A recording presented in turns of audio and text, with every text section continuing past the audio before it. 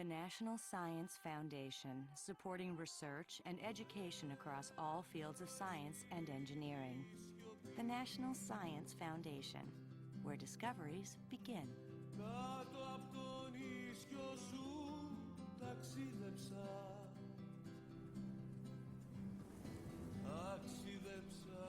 This film is a tribute to all those early Greek explorers whose ideas still light our world.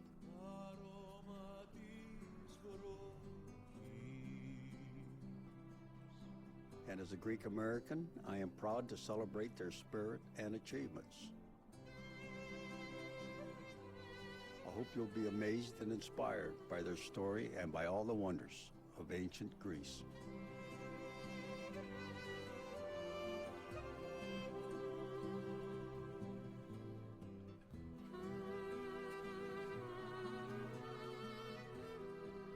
Hi, I'm Nía Vardález. In my Big Fat Greek Wedding, I told you about Greek culture and traditions. Now I want to share with you the history and archaeology of the culture I love so much.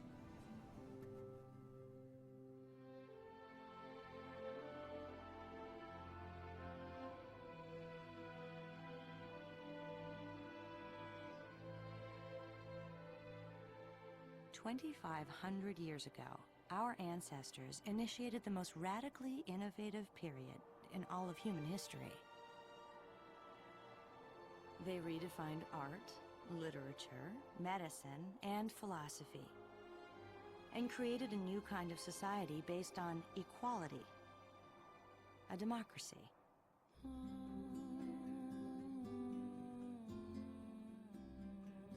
In many ways, we are all sons and daughters of ancient Greece. I am Greek. So are you. The Greeks were the first to celebrate the independent mind the way you do. They shaped what you think is good and true and beautiful.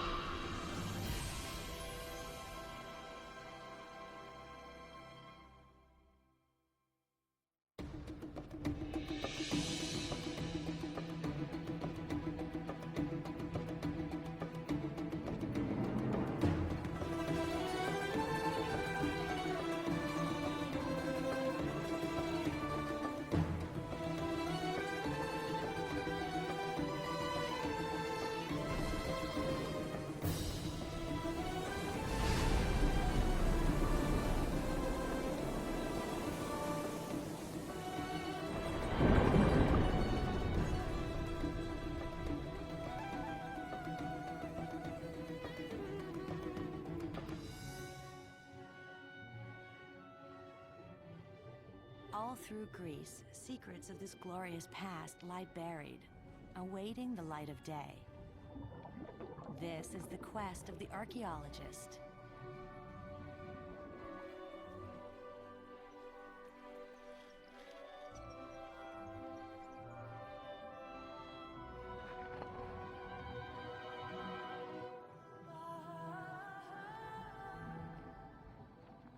After 2,000 years, chance uncovered the statue of Poseidon, god of the sea.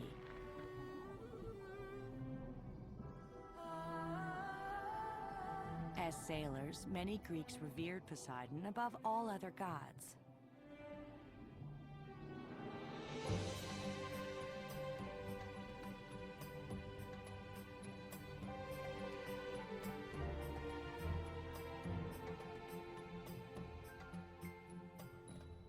In all of the Mediterranean, the Greeks were the first ever to make seagoing voyages.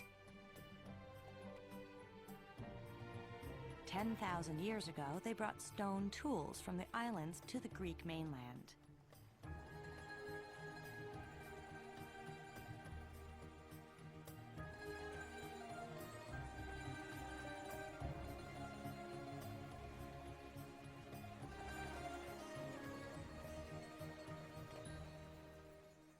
They became skilled sailors because they had to be. They lived in a land of 2,000 islands.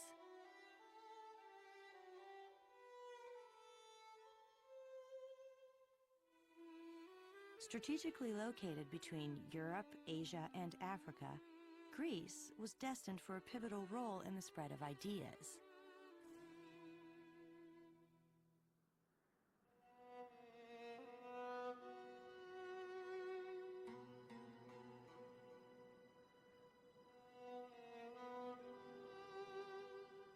Throughout Greece, magnificent stone ruins announce the legacy of a mighty civilization.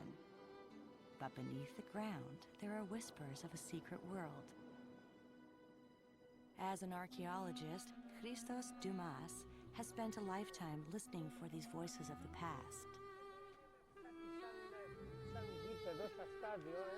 My father was a farmer, too poor to own his own land. Just like these children, I grew up living and breathing the history of my country.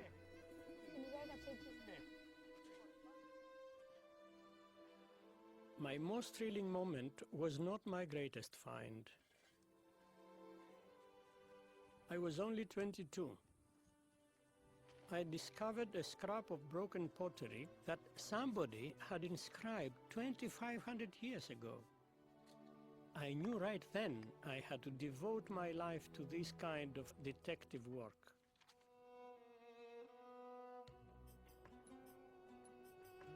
The great adventure of my life began 15 years later. On the island of Santorini, near the ancient town of Thera, my professor found traces of a Bronze Age city. But the people there left no written language we can understand. So we know only what their objects tell us.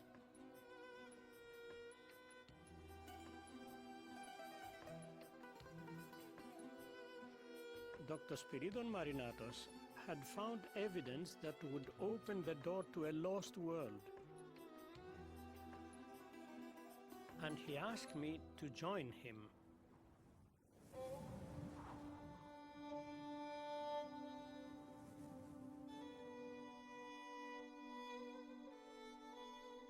Many Bronze Age sites have been trampled by time.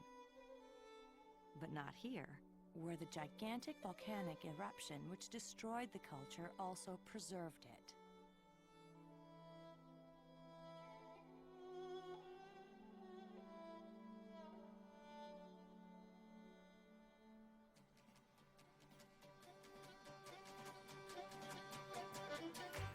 On Santorini today, you can feel the pulse of life. So it's not too hard to imagine what this island was like 35 centuries ago, before life was suddenly snuffed out.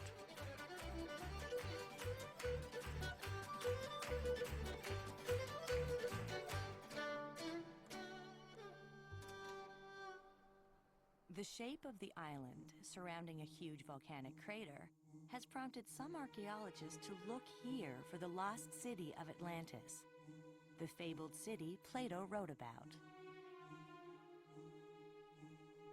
Plato described Atlantis as an island city surrounded by a ring of land, much like Santorini.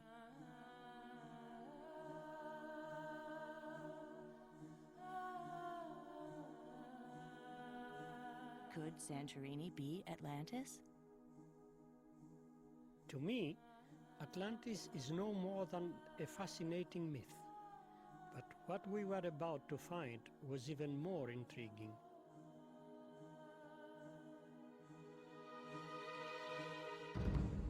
When we dug down and brushed away the ash, we found thousands of everyday items.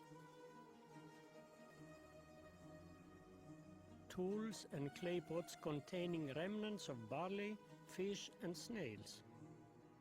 This find could transform our knowledge of Bronze Age Greece.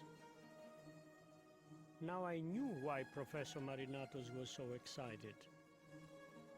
Many of the walls were painted with murals, but there was one problem.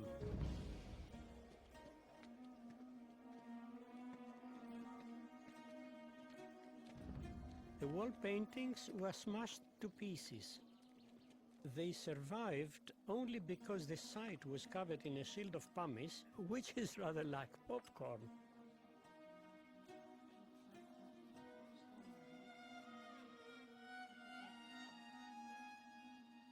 Piecing the paintings together is like getting to know someone.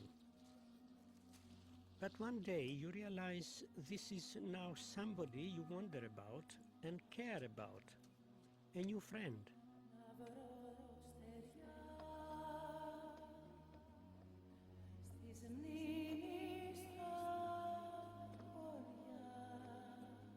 Until now, no one had ever seen such an expressive face from Bronze Age Greece.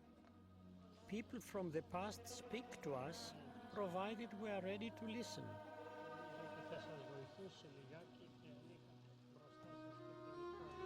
The paintings opened a wonderful window onto the lives of some gentle, artistic people. Who was this elegant woman? She picks crocus flowers, which yield the coveted spice, saffron.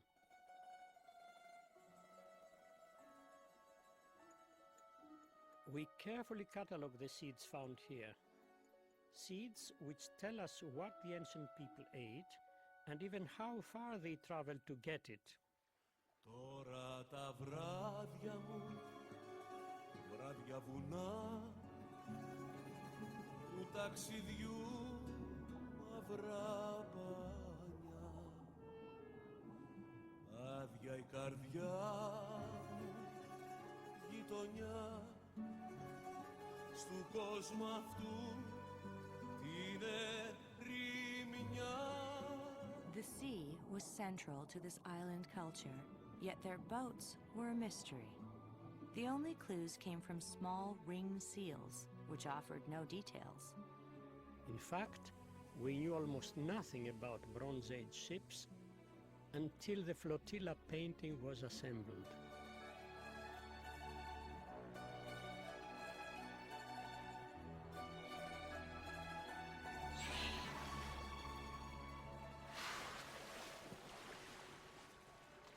We were amazed to see such large ships. For the first time, we could see details of their sails and rigging. This painting broadened our knowledge tenfold. Φωνή της μοίρας, φωνή της λύρας, τραγούδισέ μου το παράπονο που ζω.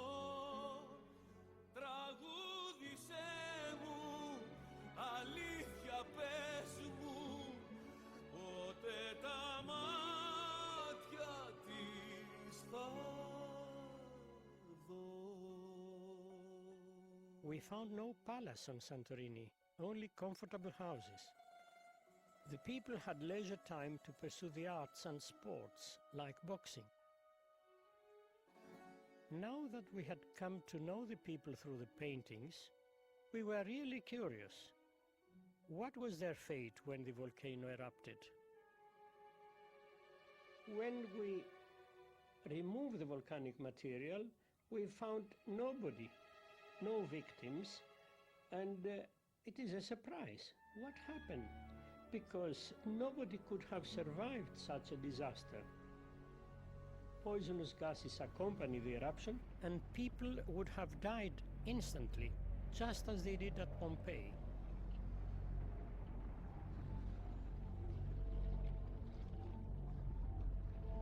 Where were the people?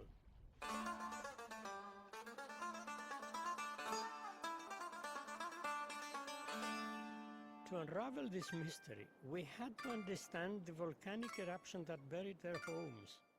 For that, I turned to my friend with a long name, the volcanologist Dr. Yorgos Vouliokalakis.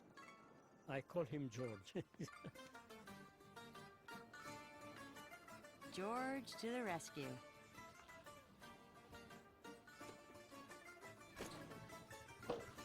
Γιώργο! Ευχαριστώ, παιδιά μου. Μάχα φτερά στα πόδια, τα τόσα σου ανηφόρια, τα τόσα σου εμπόδια, να πέρναγα με μιας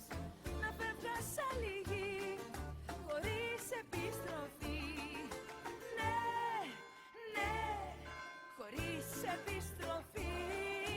Ναι, ναι, να φεύγα σαν λυγή, να μου φωτιά που απλώνει, ήλιος που ξημερώνει και να σε εσύ το χιόνι.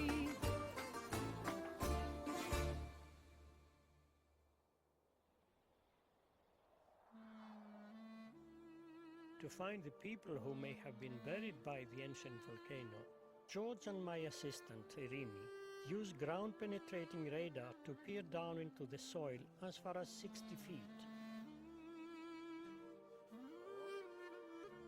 Someday, such tools may reveal people who huddled together when the eruption occurred.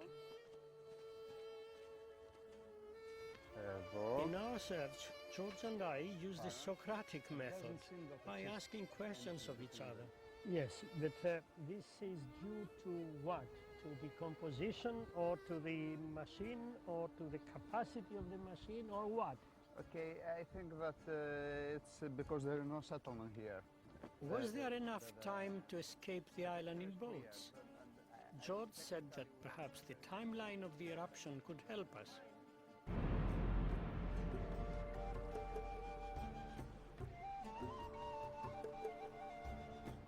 This cliff, all 100 feet of it, was laid down during the eruption. To George, the cliff is a timetable, a diagram showing how the eruption unfolded. By studying the layers of debris, George can trace the 4 phases of the Great Eruption. Because the bottom layer was just 3 inches thick, George knew that the first phase lasted only about 10 minutes. Fine yellow wash layer, which fell for about 10 minutes before the big blast began. It's like mud. Yes, this is muddy layer. And people could survive this event. But the big problem began after it. The volcano gave off plenty of warning signals. But once the second phase began, it turned deadly in just minutes.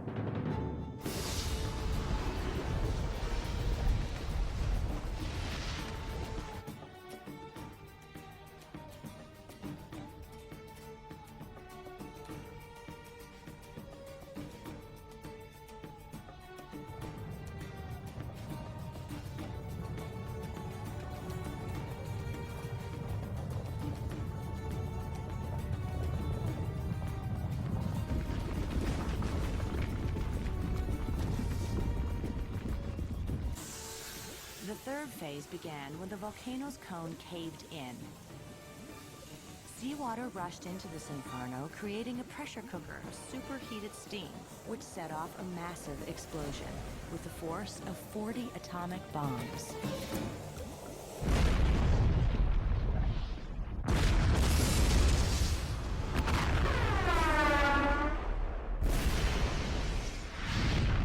Phase 4. Raging avalanches of rock and debris, known as pyroclastic flows.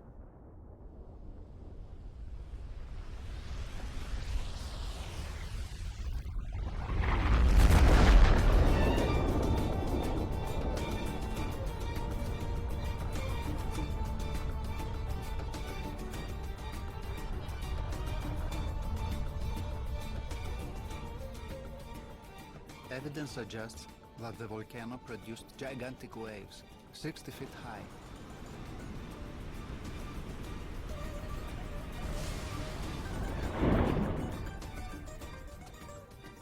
If people escaped by ship at the last minute, they never could have survived these tsunamis.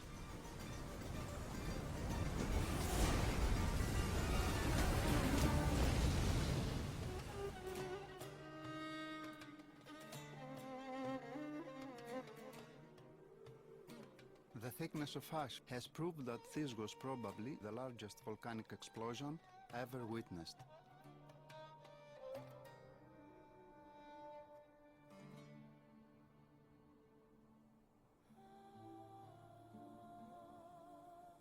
I wonder about the people.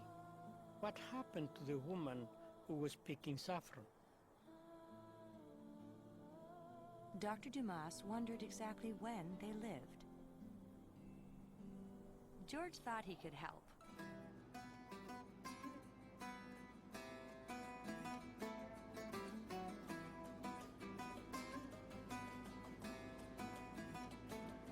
George makes frequent trips to study the volcano's vents. This is George's laboratory.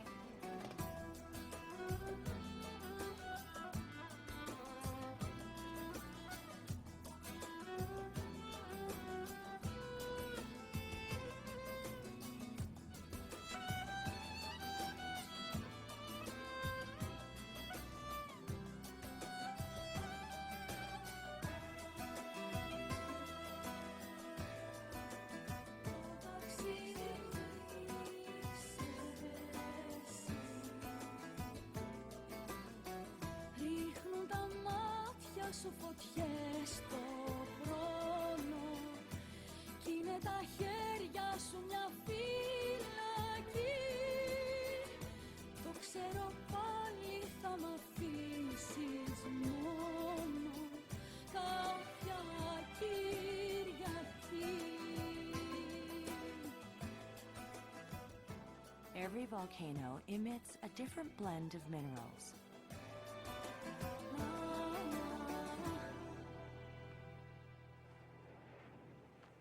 To pinpoint the exact date of the eruption, George and other geologists identified the distinct mineral fingerprint of the Santorini volcano. When the volcano blew, it was heard thousands of miles away. This volcano had a global impact on weather patterns. Far away in Greenland, when the volcanic ash settled on the ice cap, it left a fingerprint. Who would expect that an ancient Greek secret lay buried in a glacier? Scientists have drilled down 2 miles into the ice cap to recover ice cores that go back 250,000 years. Each stripe represents a summer and winter. The unmistakable fingerprint of the Santorini eruption tells scientists exactly what year the volcano blew. 1646 BC. A century earlier than the historians had previously thought. The startling date of the eruption changed the timeline of Greek history. The date of the paintings proved that the islanders had wider contact with other cultures sooner than expected. Because we have the depiction of Mycenaean warriors with their boar-tusked helmets. Boar-tusk helmets were worn only by Mycenaeans, Greek mainlanders considered enemies of the island cultures. Yet here they all are, side by side, on the same ship.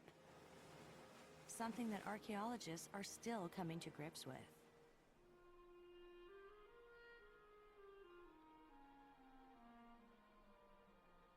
Ships were vital to this island culture. One day, an even greater Greek civilization would thrive on sea power.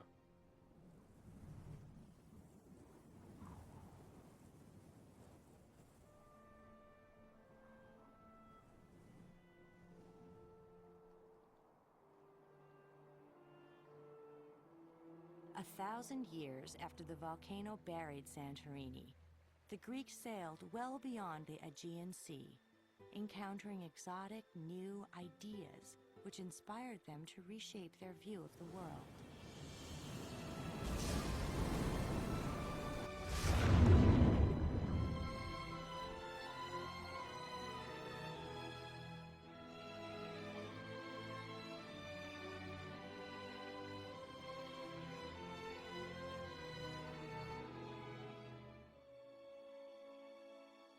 Philosophers and merchants traveled here to exchange both goods and ideas, making Athens the hub of the first information age.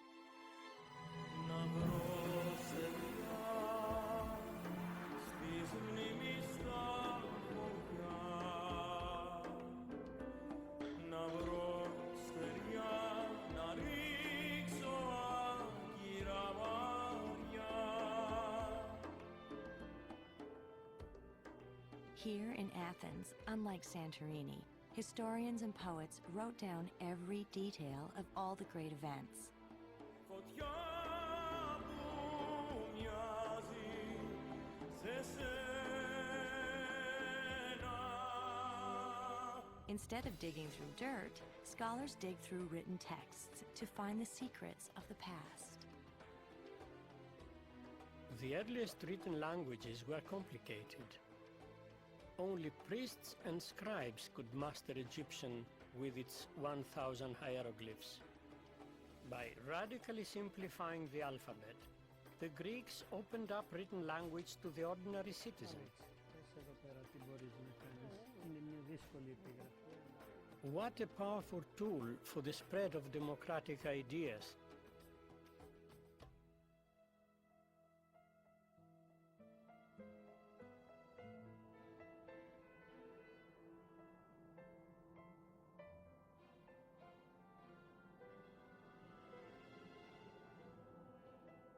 Although free thinkers risked censorship and even death, the central marketplace in Athens was the site of heated debates. The most radical topic of debate was democracy.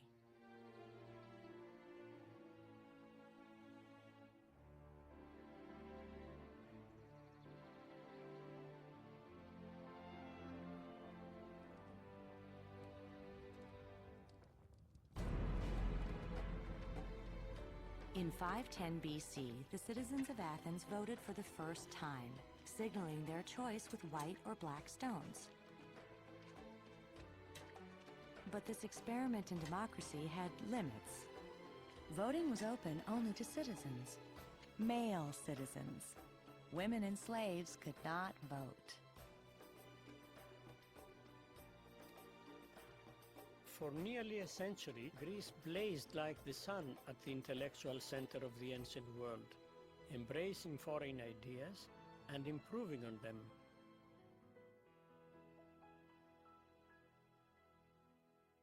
Egyptian sculptors influenced the Greeks. The stylized figures from Egypt are reflected in early Greek statues that stand rigid, 1 foot forward.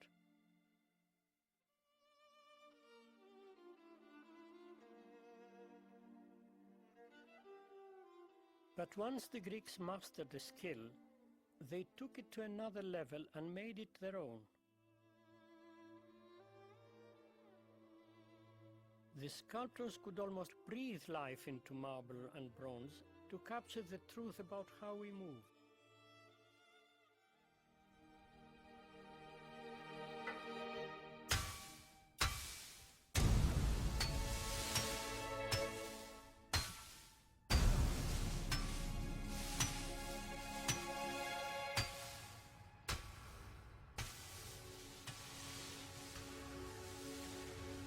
Ποτέ τα μάτια της θα δω.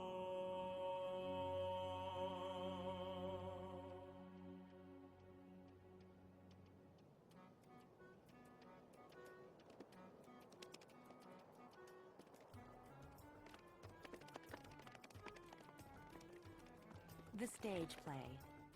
Greek poets and playwrights invented the basic forms of comedy and tragedy. Now there's an innovation.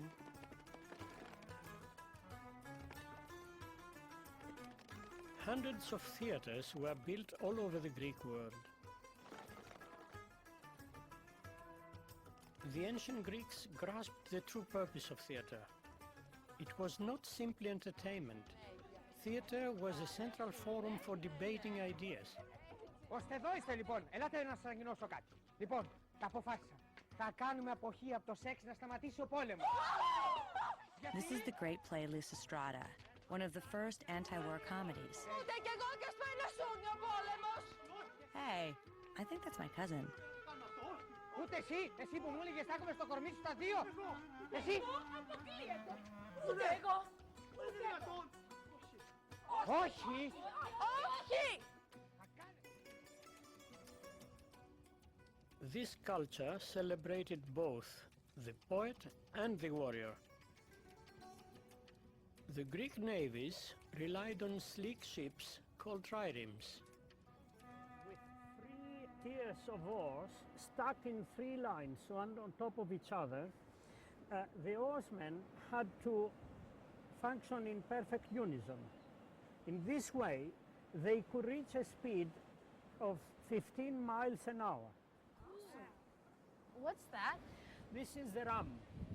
And as the ram was deep in the water, with that speed it could smash a hole in the enemy ship and sink it. What do you think about that?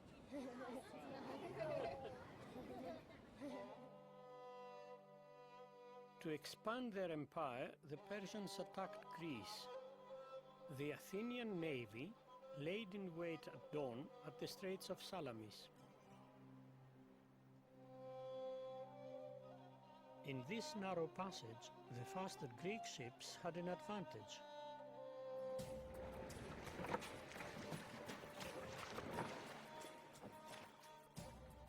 Though outnumbered 2-1, the more maneuverable Greek ships were able to ram the Persian ships and win a decisive victory.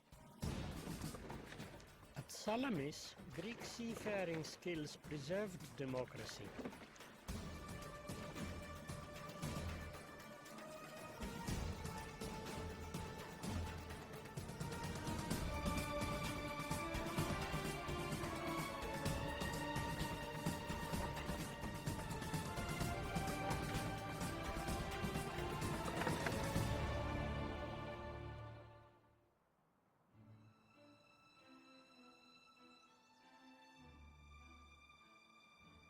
The political leader of Athens, Pericles, envisioned a great temple on the Acropolis, the tall hill in central Athens.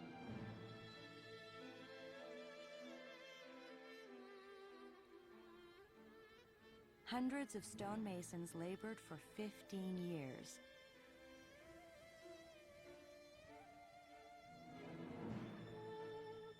This temple was to honor Athena, goddess of wisdom. It was called the Parthenon.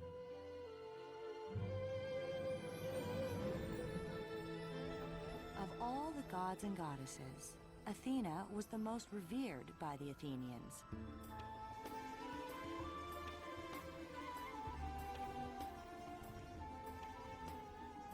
She gave her name to the city, and it was thought, her protection.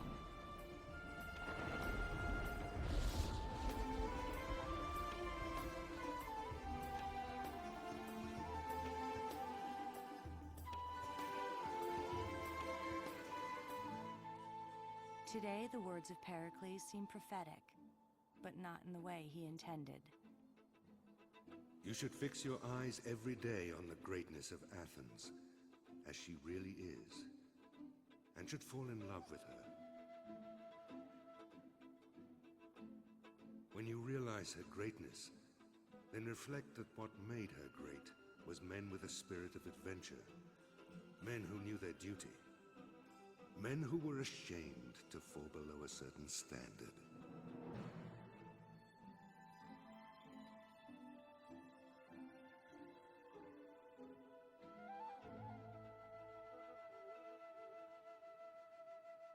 The Parthenon once brimmed with life. But today, broken columns lie scattered about. New software helps archaeologists piece together the puzzle without physically moving around blocks of marble that weigh 10,000 pounds each.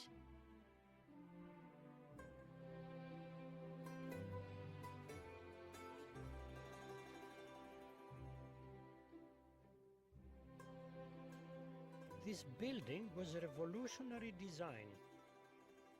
There isn't a single straight line. Pillars swell and taper, floors curve. The Greeks had the genius to tailor this building to the human eye, and the skill to build it.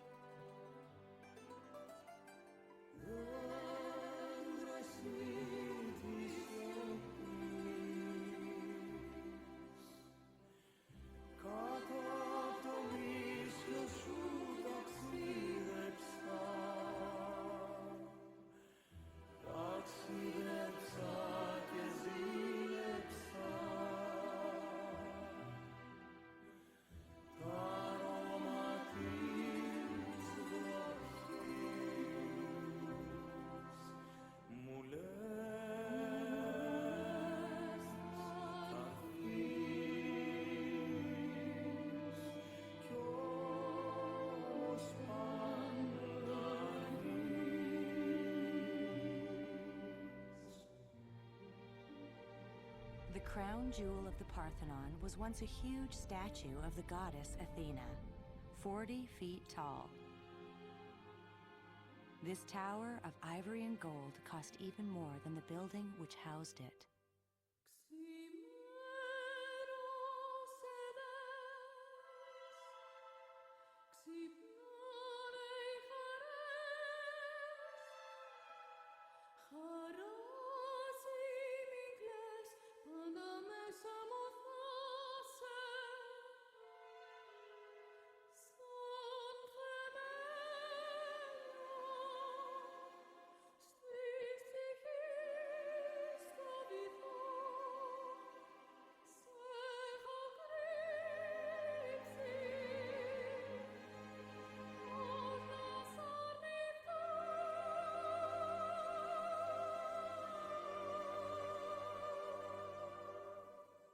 When the computer carried us back through time, I felt such a deep connection to my Greek ancestors.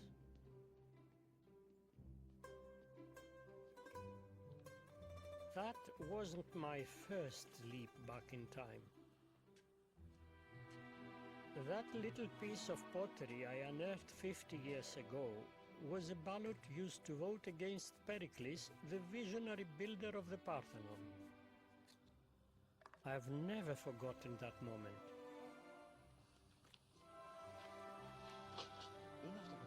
The name Pericles, scratched into a scrap of pottery, spelled trouble.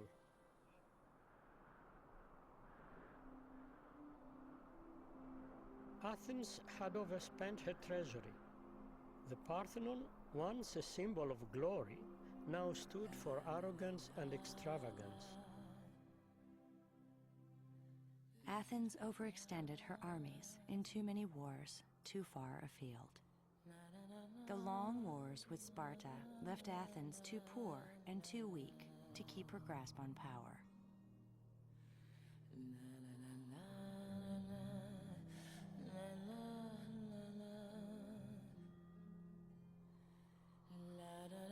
After nearly a century of innovation and supremacy, Athens' hubris, her arrogance, was her downfall.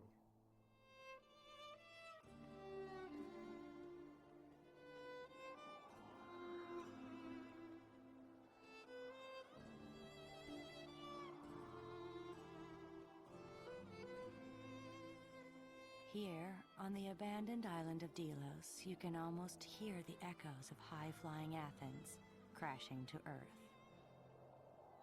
Even today, the fall of Athens sounds a note of caution. Delos was the treasury for Athens, a center of wealth, alive with laughter and music, and if you listen, you can hear it on the wind.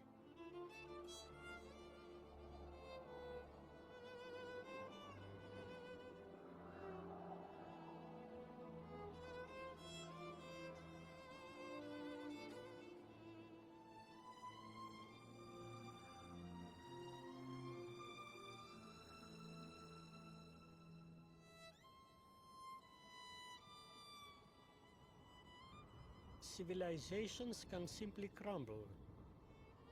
Volcanoes can bury them. They can collapse under the weight of their own pride and ambition. When civilizations fall from a great height, they shatter. But centuries later, those glorious fragments still enrich our lives.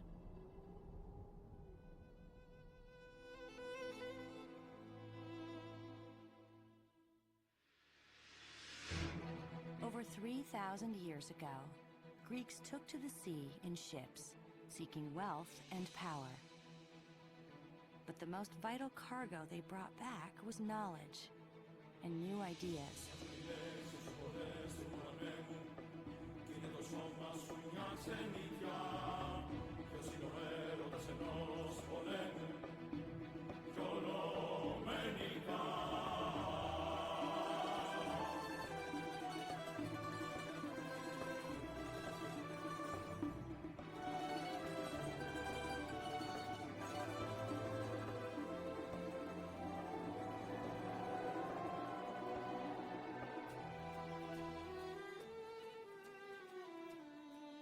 On the island of Santorini, Dr. Dumas continues his detective work.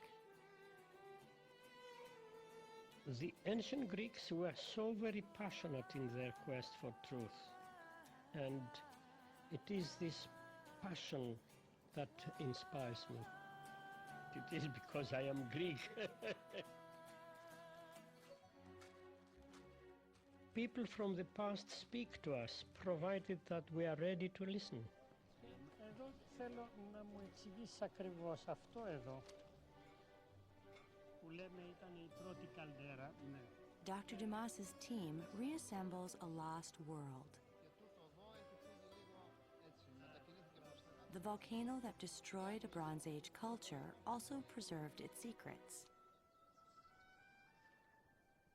In many ways, the advanced civilization on Santorini foreshadowed the golden age of Greece. The passionate creativity of the golden age illuminated every facet of life, from philosophy and art to the Olympic spirit that still burns bright.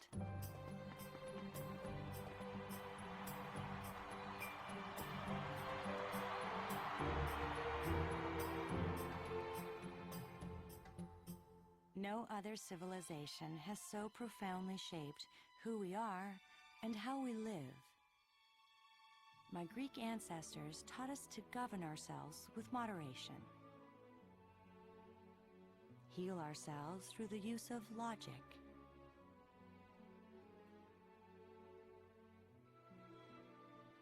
and express ourselves, our inner soul, through art.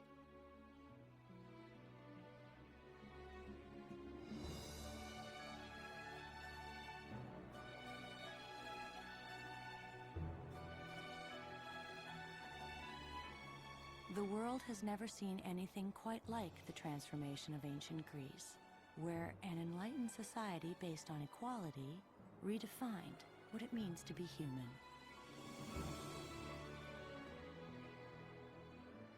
So mighty was that one great burst of light that its afterglow still lights the world. Τραγούδισέ μου, αλήθεια πες μου, πότε τα μάτια της θα δω.